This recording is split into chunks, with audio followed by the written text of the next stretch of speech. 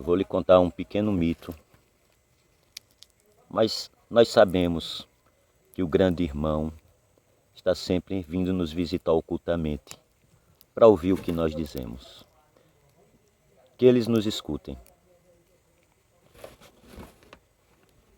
Titão e Aurora é o nome do mito. Lua, minha amiga, como vai você? Olá, Aurora, já chegando? Sei que é um pouco cedo ainda, mas permita que eu permaneça um pouco ao seu lado, meio escondida enquanto não chega a minha hora de tomar o seu lugar. Claro, querida. Você sabe o quanto gosto de sua companhia. Apenas lamento não podermos ficar mais tempo juntas, pois quando você chega eu sempre devo me retirar. É verdade, mas hoje eu decidi vir um pouco antes para colocarmos finalmente nossa conversa em dia. Que ótima ideia.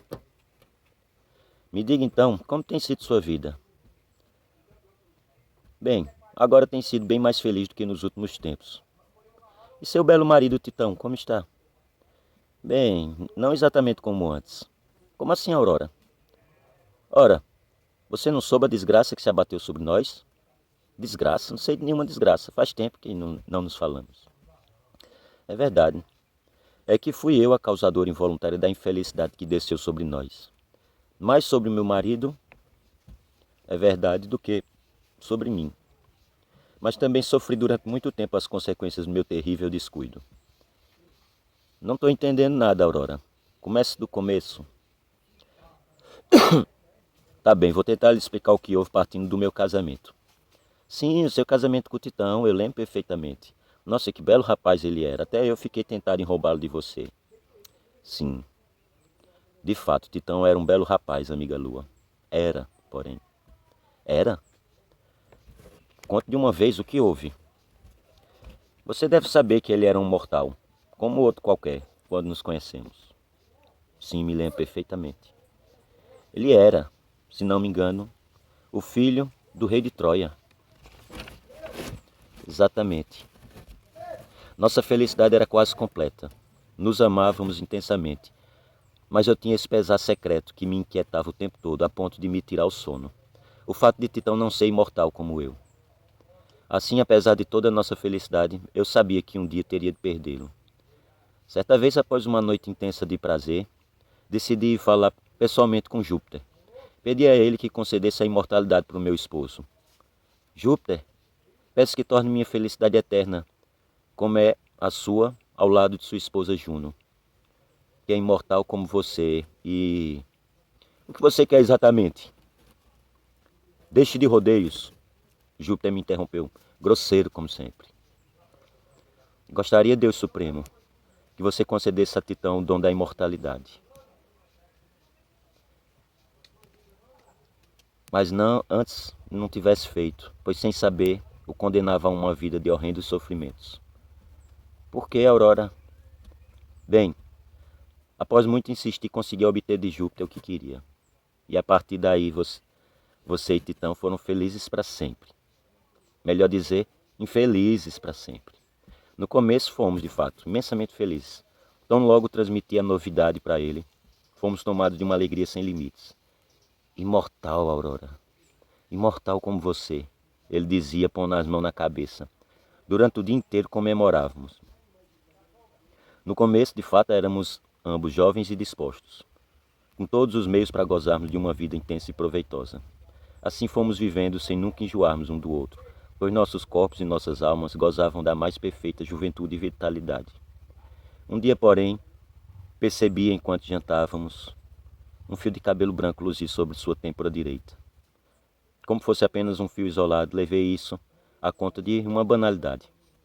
De repente, porém, longos fios de prata começaram a se espalhar no meio daquela selva de negros cabelos, tirando um pouco de sua antiga beleza. Assustado, eu pensei comigo mesmo, meu Deus, será que Titão tornou-se mortal novamente? Por isso decidi visitar Júpiter novamente para saber o que estava acontecendo. Não há nada de errado, disse ele secamente. Mas como, se vejo meu marido Titão envelhecer a cada dia que passa, diante dos meus olhos? Exclamei sem compreender. Sim, e daí? Disse, completando com essa frase que me desarmou. Ora, Você pediu para ele o dom da imortalidade, não da eterna juventude. Ai, amiga, a partir daí acabou meu sossego. Como podia ser de modo diferente, vendo dia a dia meu adorado titão envelhecer e perder aos poucos sua antiga virilidade? Cada vez mais sua cabeça foi se tornando grisalha. Os músculos de seu outrora rígido braço pareciam agora murchar, deixando em seu lugar apenas pelancas flácidas que balançavam a cada movimento. Seus dentes, antes brancos e sadios, começaram a se estragar, tornando-se amarelos e frouxos. Ah, Lua, foi horrível. E pior de tudo, talvez, era ver que eu não podia acompanhá-lo em sua decadência. Oh, não diga isso, Aurora. A saúde é sempre preferível em qualquer circunstância. Mas se eu pudesse compartilhar com ele da sua decadência física, fazendo-me velha também, quem sabe não teria sido mais justo. Ao menos ele estaria mais consolado, ao ver que ambos rumamos para o mesmo destino. Não pode o sofrimento de alguém acarretar a melhora do outro sofredor. O martírio é inútil. E o mais insensato dos remédios, cara amiga.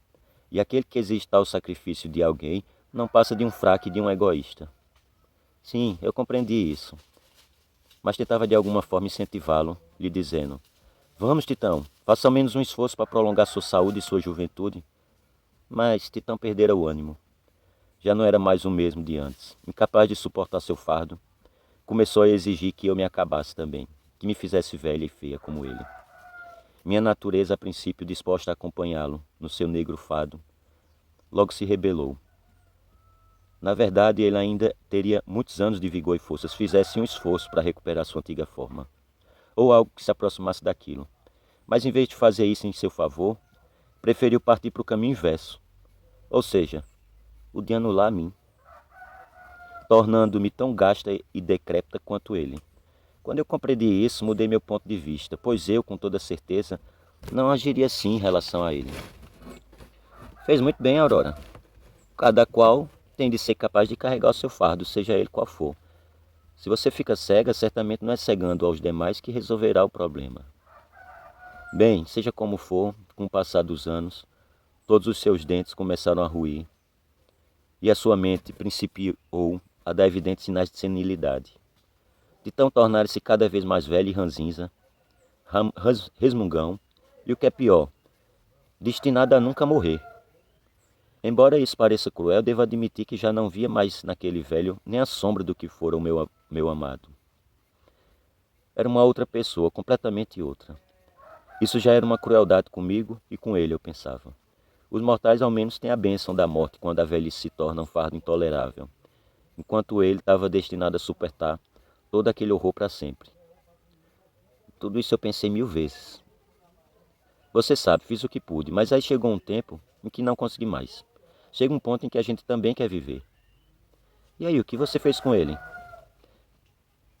Bem, um dia ele perdeu os movimentos dos braços e das pernas, todos os movimentos. Não podendo mais suportar sua rabugice, tentei ainda insuflar-lhe um pouco de coragem. Mas como dar coragem a alguém que sofre de maneira contínua, se nem a esperança do descanso essa pessoa tem? Aurora, para ser franca, eu nunca vi um velho suspirar pela morte. Nem eu, na verdade. Bem, o fato é que não havia mais como suportar a presença daquele pobre homem, convertido num espantalho de si mesmo. Como era duro ver seus dedos finos, como os de uma galinha, deslizarem sobre seu branco colar remanescente de uma antiga cabeleira, arrancando tufos inteiros que lhe ficavam grudados à unha. Sim, e o que resultou disso tudo então? Ele ainda está em sua casa? Não. Essa é a última parte da história. Um dia eu tomei a decisão de falar novamente com Júpiter e pedi que ele ao menos pusesse um fim ao sofrimento do meu marido, retirando-lhe a imortalidade, que para ele se tornara um horror e uma maldição.